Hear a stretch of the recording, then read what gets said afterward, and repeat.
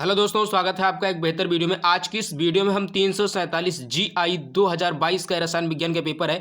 जी हाँ दोस्तों, इस रसायन विज्ञान के पेपर में एक बहुत ही ज़्यादा महत्वपूर्ण प्रश्न पूछा गया था जिसका हम सॉल्यूशन इस वीडियो में देखने वाले हैं। इसमें आप देखिए 5 का नंबर जो क्वेश्चन है, हिमांक अवनमन की व्याख्या कीजिए। हिमांक अवनमन तथा विलेय के मोलर द्रव्यमान में संबंध स्थापित कीजिए। इसके लिए आपको जो है 4 अंक दिए जाएंगे।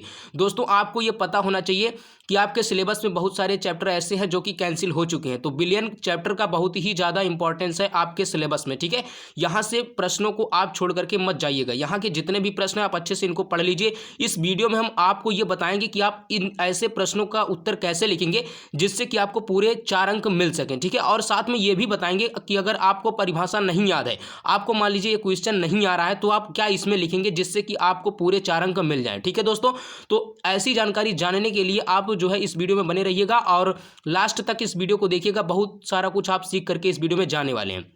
तो सबसे पहले दोस्तों हम इसका सॉल्यूशन देखते हैं कि हम इसे कैसे लिखेंगे जिससे कि हमें पूरे अंक मिलेंगे। फिर उसके बाद में हम ट्रिक बताएंगे कि आपको अगर ऐसे क्वेश्चन में कुछ नहीं आ रहा है तो क्या लिखेंगे जिससे कि केमिस्ट्री में आप अच्छे अंक ला सकें। ठीक है, तो चलिए सबसे पहले समझते हैं कि इसकी जो है परिभाषा क्या होगी और इसे कैसे लिखेंगे जिससे कि एग्जामिनर हमें जो है पूरे अंक दे। सबसे पहले हम यहाँ पर हेडिंग लगाएंगे हिमांक में अवनमन, फिर लिखेंगे किसी शुद्ध विलायक में कोई अवाष्पशील पदार्थ जो है मिलाने पर उसके हिमांक में जो कमी होती है उसे हिमांक में अवनमन कहते हैं। ठीक है, इसे डेल्टा टीएफ से प्रदर्शित करते हैं। डेल्टा टीएफ से क्यों प्रदर्शित करते हैं? क्योंकि एफ फॉर होता है फ्रीजिंग पॉइंट यानी हिमांक में अवनमन। ठीक है, इसलिए इसे डेल्टा टीएफ से प्रदर्शित करते हैं। अब हम आपको थोड़ा समझाने का प्रयास करते हैं क्योंकि हम नहीं चाहते कि आपको परिभाषा हम रटाएं। ठीक है, यहाँ पर क्या लिखा हुआ, किसी शुद्ध विलायक में कोई अवाष्पशील पदार्थ मिलाने पर उसके हिमांक में जो कमी होती है। मान लीजिए ये जल क्या है, शुद्ध विलायक है।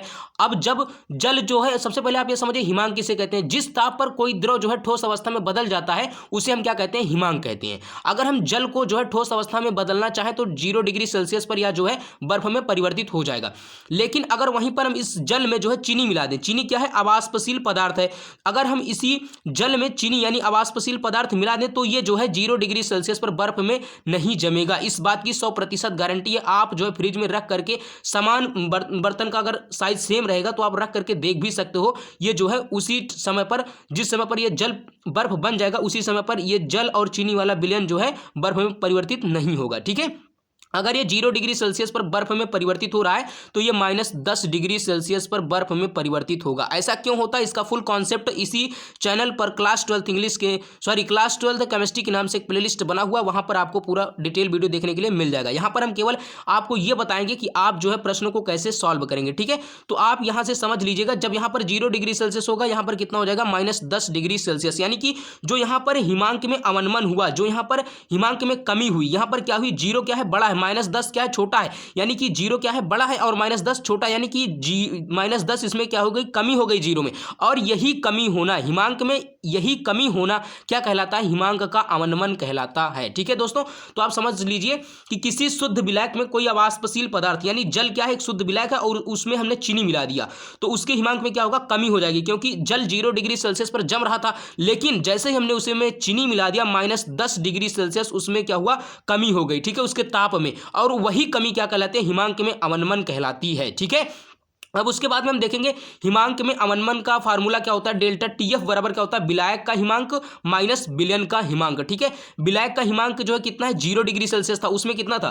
विलायक का हिमांक कितना था? यानी शुद्ध जल का जो है जो हिमांक था वो 0 डिग्री सेल्सियस था, और विलयन का हिमांक यानी कि जब जल और चीनी मिक्स कर दिए तो यहाँ पर कितना हो गया? -10 हो गया। 0 क्या है? बड़ा है, और -10 क्या है? छोटा है। ये जो है गणित और केमिस्ट्री का रूल नहीं है कि जो बड़ा रहेगा आगे लिखेंगे, ये पूरे संसार का रूल है कि जो बड़ा होता है वही आगे रहता है। तो यहाँ पर विलायक का हिमांक क्या है? बड़ा है, 0 डिग्री सेल्सियस, इसे आगे लिखेंगे यानी टी लिख देंगे, और उसके बाद में विलयन का हिमांक -10 डिग्री सेल्सियस है, उसे क्या लिखेंगे? पीछे -TS। ठीक है, यानी डेल्टा टीएफ बराबर T - TS। यहाँ पर हम विलायक के हिमांक को T से लिख दिए और विलयन के हिमांक को TS से लिख दिए। दोस्तों बने रहिएगा वीडियो में लास्ट तक। अभी हम आपको यह भी बताने वाले हैं कि आप अगर ऐसे प्रश्नों में कुछ नहीं लिख पा रहे हैं तो क्या लिख करके आएंगे जिससे कि आपको पूरे अंक दिए जाएंगे। ठीक है, तो अब उसके बाद में क्या इसमें पूछा था कि हिमांक अवनमन की व्याख्या कीजिए, यानी कि इसके लिए था 1 नंबर। अब हिमांक अवनमन तथा विलेय के मोलर द्रव्यमान में संबंध स्थापित कीजिए, इसके लिए है 3 नंबर।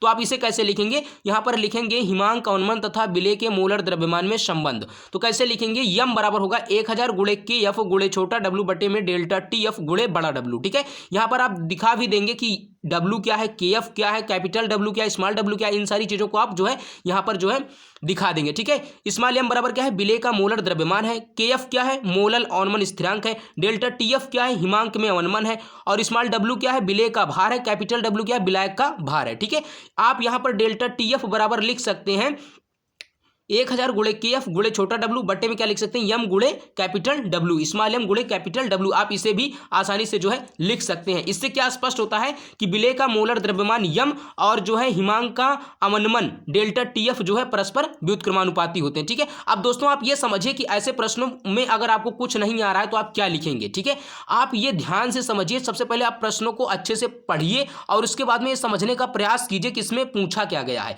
यहाँ पर पूछा था कि हिमांक की व्याख्या कीजिए, हिमांक अवनमन तथा विलेय के मोलर द्रव्यमान में संबंध स्थापित कीजिए। आप इस बात का पूरी तरीके से ध्यान रखें कि बोर्ड एग्जाम में स्टेप मार्किंग होती है। ठीक है, जैसे यहाँ पर दिया गया है 1+3, यानी कि हिमांक अवनमन तथा विलेय के मोलर द्रव्यमान में संबंध अगर स्थापित आप कर देते हैं तो आपको केवल 3 अंक दे दिए जाएंगे। अगर आप ऐसे स्टूडेंट हैं कि आपको परिभाषाएं याद नहीं होती हैं तो आप जो है केमिस्ट्री में फार्मूला याद करने पर फोकस कीजिए और जो है रिएक्शन पर बहुत ज़्यादा फोकस कीजिए, तो आपके अच्छे अंक आ सकते हैं। ठीक है, जो बच्चा यहाँ से लेकर के यहाँ तक लिख देगा या केवल सूत्र ही लिख देगा उसे 2 नंबर या फिर 1.5 नंबर एग्जामिनर दे देता है। ठीक है, तो आप जो है सूत्र जरूर याद कर लीजिए, जिससे कि आप अगर पूरे अंक नहीं पा रहे हैं तो कम से कम अच्छे अंक जो है पा जाएंगे। ठीक है, तो चलिए दोस्तों आज की वीडियो में बस इतना ही, मिलते हैं किसी अगली वीडियो में। ऐसी ही वीडियोस देखने के लिए आप जो है चैनल के साथ जुड़े रहिए। ठीक है, वीडियो देखने के लिए बहुत बहुत धन्यवाद।